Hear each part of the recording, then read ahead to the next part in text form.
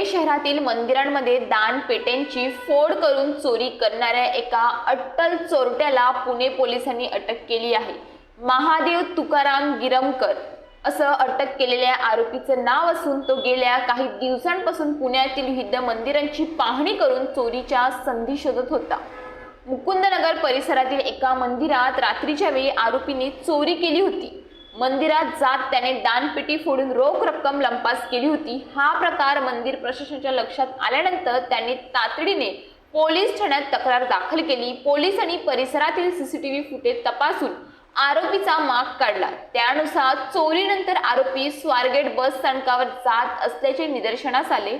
पोलिसांनी बस स्थानकावर सापळा रचून आरोपीला रोख रकमेसह अटक केली आहे। स्वारगेट पोलीस स्टेशन हद्दीत दाखल असलेल्या या प्रकरणाची चौकशी सुरू असताना आरोपीने अजून 2 मंदिरांमध्ये चोरी केल्याची कबुली पोलिसांसमोर दिली आहे। पोलिसांकडून त्याच्याकडून आणखी माहिती घेण्याचे काम सुरू असून या प्रकरणात आणखी काही मंदिरांची नावे पुढे येण्याची शक्यता आहे। पुणे पोलिसांनी काही दिवसातच आरोपीचा तपास लावून त्याला अटक केल्याने नागरिकांमध्ये समाधान व्यक्त होत आहे। शहरातील मंदिरांमध्ये दानपेटी चोरीचे वाढते प्रकार लक्षात घेता पोलिसांनी ही कारवाई महत्त्वपूर्ण ठरवली आहे। महादेव गिरमकर याच्यावर या आधीही चोरीचे गुन्हे दाखल असल्याची शक्यता वर्तवली जात असून त्याचा अधिक तपास पोलीस करत आहेत।